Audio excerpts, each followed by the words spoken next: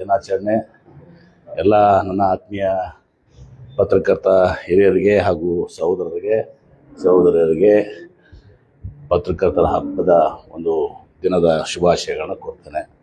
ಇವತ್ತು ಪ್ರಜಾಪ್ರಭುತ್ವ ವ್ಯವಸ್ಥೆಯಲ್ಲಿ, ಸಂವಿಧಾನದಲ್ಲಿ ಇವತ್ತು ಪತ್ರಿಕಾರಂಗಕ್ಕೆ ಒಂದು ವಿಶೇಷವಾದಂಥ ಸ್ಥಾನ ಇದೆ.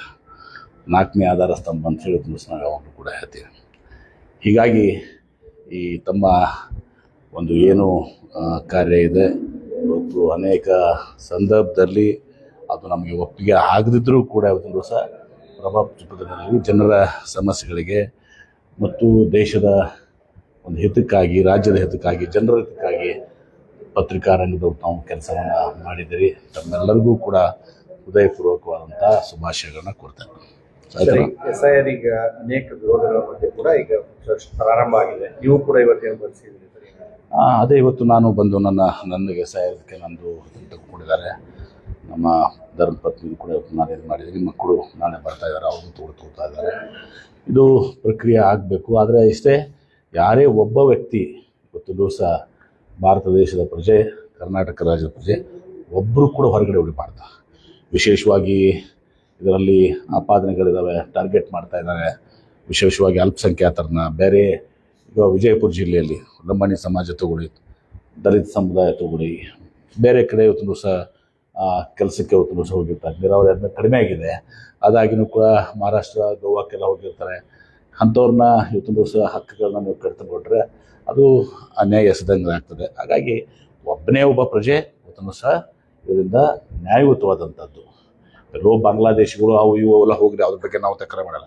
ಆದರೆ ಭಾರತದ ಪ್ರಜೆಗಳೇನಿರ್ತವೆ ಇವತ್ತು ನ್ಯಾಯಯುತವಾದಂಥ ಜನಸಾಮಾನ್ಯರು, ಬಡವರು, ಯಾವುದೇ ಜಾತಿಗೆ ಸೇರಿದಂಥವರಾಗಲಿ ಅವ್ರನ್ನ ಹೊರಗೊಳಿಸುವಂಥದ್ದು ಆಗಬಾರ್ದು. ಅವ್ರಿಗೆ ಹಕ್ಕು ಉಳಿಬೇಕು. ಮತ್ತು ಯಾರು ಇನ್ನೂ ನ್ಯಾಯಯುತವಾಗಿದ್ದಂಥವ್ರು ಯಾರು ಹೊರಗಡೆ ಉಳಿದಿದ್ದಾರೆ, ಅವರು ಮತದಾನ ಮಾಡಿಲ್ಲ, ಇವತ್ತು ವಿಶೇಷವಾಗಿ 18 ವರ್ಷದ ಯುವಕರು ಅನೇಕ ಮತದಾನದ ಮಾಡಿದ್ರೆ ಅವ್ರನ್ನ ಸೇರಿಸ್ಕೊಳ್ಳೋಂಥದ್ದು ಕೂಡ ಎರಡೂ ಕೂಡ ಆಗಬೇಕು.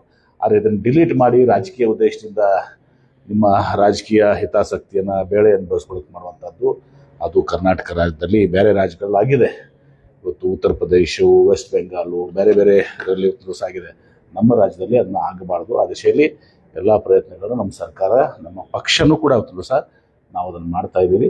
ಆ ದಿಶೆಯಲ್ಲಿ ನೀವು ಕೂಡ ಜನರನ್ನ SIR ಬಗ್ಗೆ ಜಾಗೃತಿಗೊಳಿಸುವಂಥ ಕೆಲಸವನ್ನು ಇವತ್ತು ದಿವಸ ಮಾಧ್ಯಮದಲ್ಲಿ ತಾವು ಕೂಡ, ನಿಮ್ಮದು ಭಾಳ ದೊಡ್ಡ ಪಾತ್ರ ಇದೆ, ತಾವು ಕೂಡ ಕೆಲಸವನ್ನು ಮಾಡಬೇಕು ಅಂತ ಕೇಳಿ ವಿನಂತಿಸ್ತೇನೆ. Thank you. SIR ಏನು ಮಾಡ್ತಾ ಇದ್ದಾರೆ, ಮನೆಗೆ ಹೋಗಿ ಎಲ್ಲ ಕೂಡ ಕಲೆಕ್ಟ್ ಮಾಡ್ತಾರೆ.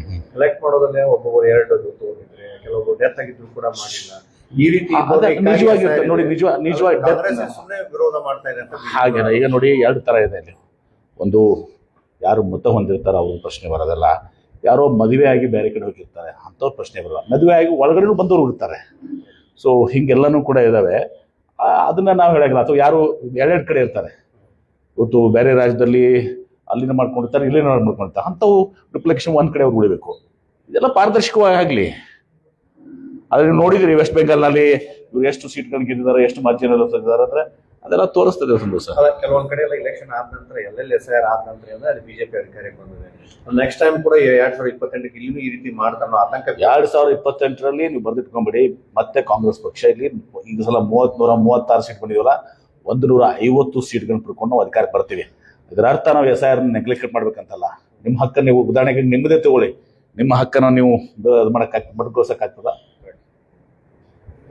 ಯಾರೇ ಇರಲಿ, ಪ್ರತಿಯೊಬ್ಬ ನಾಗರಿಕ, ಭಾರತೀಯ ನಾಗರಿಕ ಸಂವಿಧಾನದಲ್ಲಿ ಇದು ಮಾಡ್ಕೊಂಡಂಥವ್ರು, ಪ್ರಜಾಪ್ರಭುತ್ವ ವ್ಯವಸ್ಥೆಯಲ್ಲಿ ನಮ್ಮ ಇವರನ್ನು ಎಲ್ಲರೂ ರಕ್ಷಣೆ ಮಾಡುವಂಥದ್ದು. ಮತ್ತು ಇವರು ವಿಚಿತ್ರ ಹೇಳ್ತಾರೆ, ಪಾಸ್ಪೋರ್ಟ್ ಈಸ್ ನಾಟ್ ಸಿಟಿಜನ್ಶಿಪ್. ಇದನ್ನು ಹೊಸದು ಕೇಳ್ತೀರಿ. ಎಲ್ಲ ದೇಶದಲ್ಲಿ ಪಾಸ್ಪೋರ್ಟ್ಗೆ ಮಾನ್ಯತೆ ಇಲ್ಲ. ಆಧಾರ್ ಮಾಡಿದ್ದೀರಾ, ಆಧಾರ್ಗೆ ಮಾನ್ಯತೆ ಇಲ್ಲ ಅಂದ್ರೆ ಯಾವ ರೀತಿ ತೊಂದರೆ ಕೊಡ್ಬೇಕಾ? ಬರೀ ವೋಟರ್ ಐಡಿ ಅಂತ.